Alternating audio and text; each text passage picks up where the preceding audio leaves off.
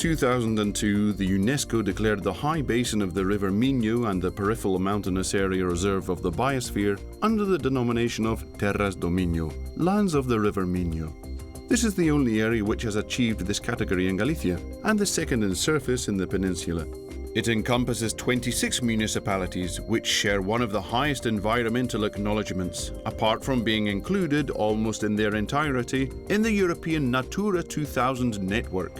Natura 2000 is a network of natural spaces whose aim is the preservation of habitats and species within the framework of sustainable development. It includes most of the fluvial environments and marshes of the high basin of the River Minho, one of the most unique aquatic ecosystems in the Atlantic region. The site of community importance, SCI, Parga-Ladra-Támoga, considered as an area of special protection of natural values.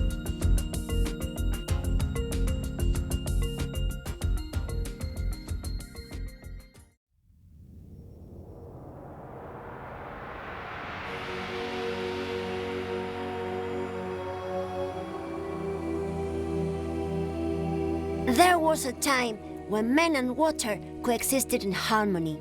It was then when my ancestor, the fishmen, were part of the woods, prairies and lakes, when the action of human being could be seen in watermills, caneros and small dams, when other spirits symbolized the culture of water and mutual respect. But the evolution of traditional habits triggered a lack of balance. Everything disappears and my family abandons the river. The invasion of foreign species, the elimination of other autochthonous species of great environmental value, the spillage of polluting substances, and an alarming disdain towards the area contributed to the disaster.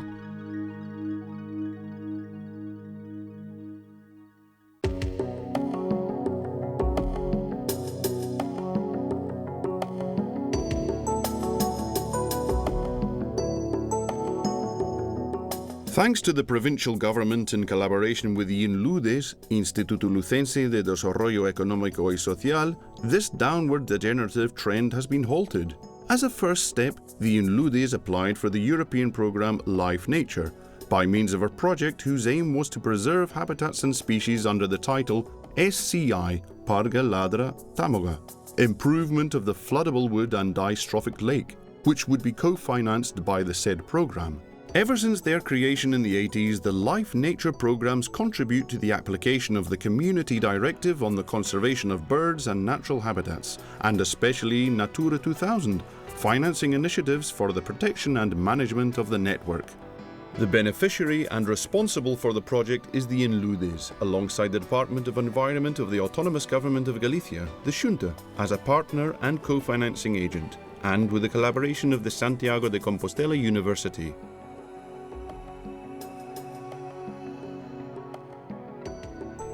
The project encompasses 4,934 hectares, and to a great extent it focuses on the so-called Insuas do Minho, a series of islands of almost 5 kilometers in length and 220 meters in width, even if an important part of them remains under the water during the winter. They are also known by their names of Trabanca, Santa Marinha, San Roque and Pequena.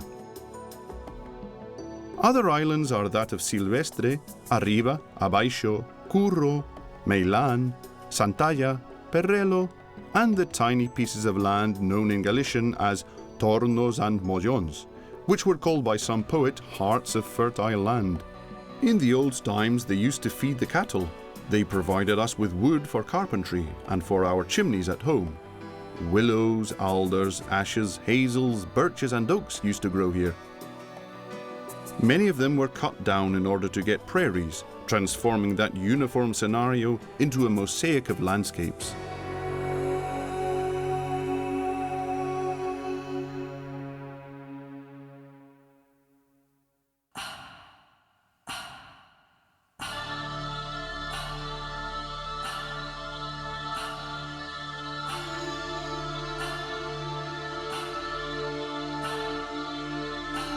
Another area of action is the alluvial plain where the rivers Parga and Ladra converge. In this zone we could highlight a lake of dystrophic nature, Pozo do Olho, which stems from an ancient karstic sema and different lagoons of oligotrophic and mesotrophic waters, such as that of Rio Caldo.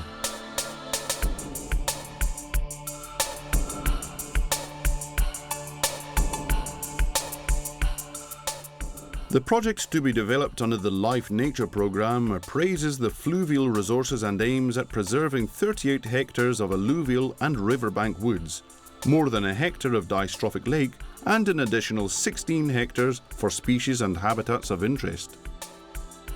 4 of them have been classified as priority, and they include the alluvial woods of Alnus fraxinus, the moorlands of Betulum mollineatum, the peat bogs of Erica tetralix and sphagnum, and the peat bogs of great fen sedge, Cladium mariscus.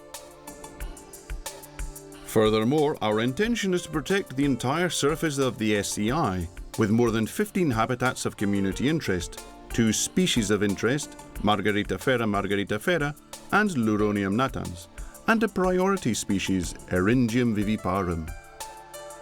We should also highlight the importance of aquatic plants such as fern and water lilies, communities of bulrushes and giant reed, other species of faunal interest such as the otter, the desman of the Pyrenees, the European tree frog and different varieties of bats, as well as more than 1,500 hibernating birds. Technicians from the UNLUDES, the Department of Environment and the University of Santiago de Compostela have worked hand in hand in order to achieve the preservation, protection and recovery of this space. Fieldwork focuses on creating a vegetable screen by means of planting autochthonous tree species, which will serve to protect the lagoonal environment in the Parga-Ladra area. The ecological restoration of channels and streams is also dealt with by means of eliminating polluting agents in order to favour the development of species such as the mussel or the freshwater pearl mussel Margaritifera, or Eryngium viviparum and Luronium natans. The mussel is an endangered species which has lost up to 90% of its populations in the last century. It lives exclusively in rivers of cold, clear waters. As a bioindicator, its presence witnesses the fact that the ecosystem is in a good state of conservation. They are lengthy species, but sensitive to any kind of pollution. They feed by means of filtration of a great amount of water, up to 50 litres a day, thus contributing to the depuration of rivers. The mussel deposits its larvae in the gills of other fish species, and when they grow up, they drop to the bottom and they become adults.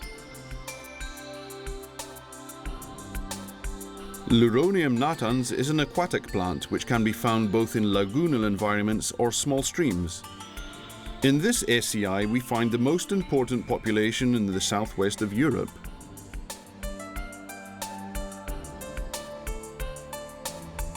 Eryngium viviparum can be found around the edges of transient ponds. In Spain, it has been classified as an endangered species, and thus it can almost exclusively be found in this particular space, one of the few wetlands of the Galician interior, which consists of tens of lagoons that make up the so-called Complejo Húmedo da Terra Cha, where we could highlight the Cospeito Lagoon and the web made up by the Rio Caldo lagoons, amongst others. Furthermore, allochthonous species such as the eucalyptus, pine or black poplar are eliminated, and thus its natural appearance is being recovered thanks to autochthonous plantations, oaks, willows, alders, birches or ash trees, creating small woods.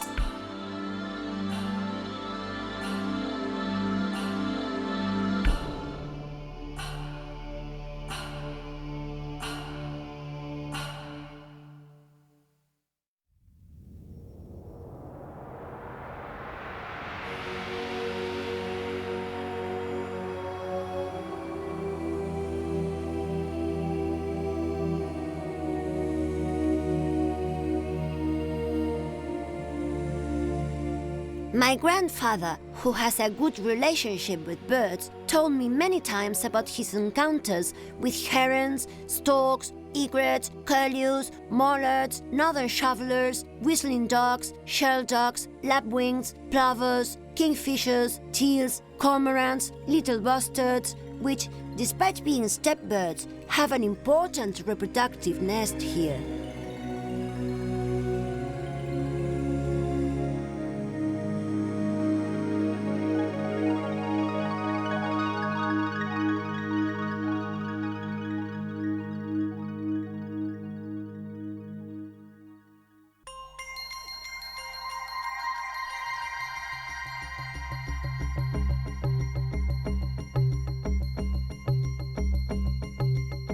In order to reduce the effects of polluting spillages to the river, a pilot project was carried out, which consisted of creating a series of vegetation bands or green filters, alternating with ditches of quartz gravel and plantations of trees, bushes, and herbaceous species. The aim of this procedure is to prevent these substances from getting directly to the river, retained by these filters, which are a low-cost depuration system of the highest efficiency and total integrated with the environment. In order to facilitate the access, in the southern part of the island of San Roque, an old pathway, which used to be lined by chantos, has been recovered, which confers this project an added ethnographic value. Let us now focus on Athola folliculoides. It is an aquatic plant which grows near the islands, and it is considered a dangerous invader. It multiplies at great speed, and under stressful conditions it forms a reddish layer, which covers the river and avoids the access of light, thus increasing the temperature of water, reducing the levels of oxygen with a severe impact on ichthyologic species and aquatic plants. How can it be eliminated? The task is not easy. In order to do so, we can use the traditional boat in the area, called batusho, but also known as barco, barqueta, or barquixolo. It is the smallest amongst the traditional boats used on the River Minho, since its length is below 2 meters, its bottom is flat, and it was used both for transport and fishing purposes. It is artisanally built using pine, chestnut, or alderwood, even if this wood is more typically used for oars.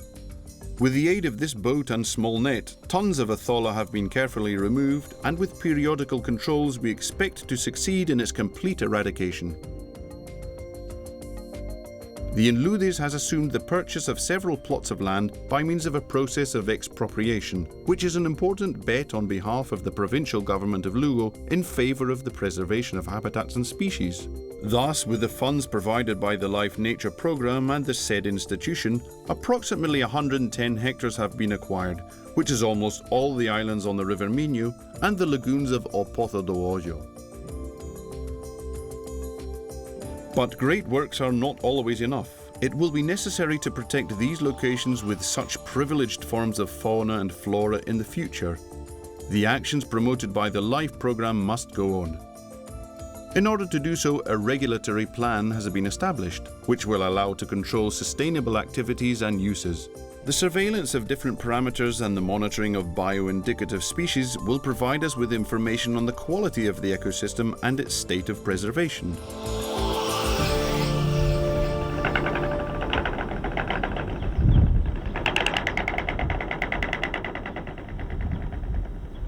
Once this aim has been achieved, environmental education will be planned by programming a series of workshops in the classrooms and on the field, in which the recovered pathway of the island of San Roque will be used as an education resource.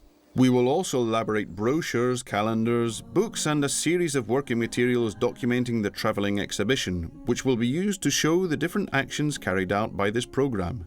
In it, the visitor walks along a riverside path, from which they will discover the wood, the river, the batusho, and the autochthonous flora and fauna.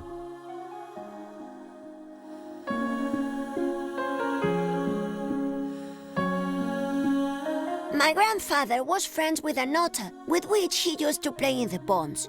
He knew that in these waters, otters do not have enemies in a higher position in the biological chain, and maybe for this reason, they veer between hunting, especially at the twilight, and playful activities. I remember my grandfather, with his red cap, telling us the secret of the depths. He told us that under the Felpas water mill, there was a treasure. You will be able to exchange it for more ponds to play. He assured us. My grandfather knew all the mills and caneros, like the back of his hand. The Felpas mill is close to the island of San Roque, but also the Santa Isabel mill, into which the river Ladra flows, the Ponte Will on the right bank of this river, or that of Trabanca.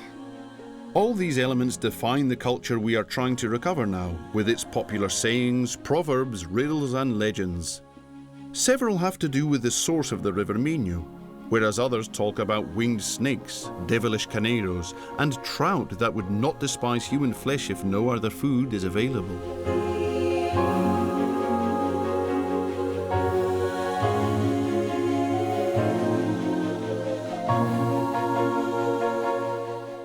But poets have been the best at expressing the spirit of these lands made of stone and water, of reality and fantasy. As an example, we have the lines written by Manuel Maria, who was born at the heart of a terra cha. Fraga mínima de auga, pequeno bosque onde cantan e demoran os ventos que rizan e agariman as ondas da lagoa.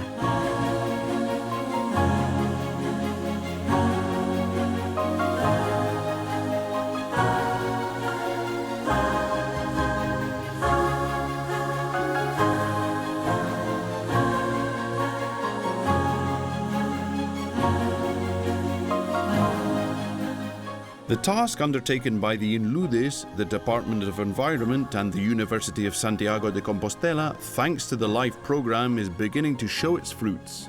Yesterday, I visited the places connected to my family, and I found cleaner waters, some walls and platforms that have been refurbished.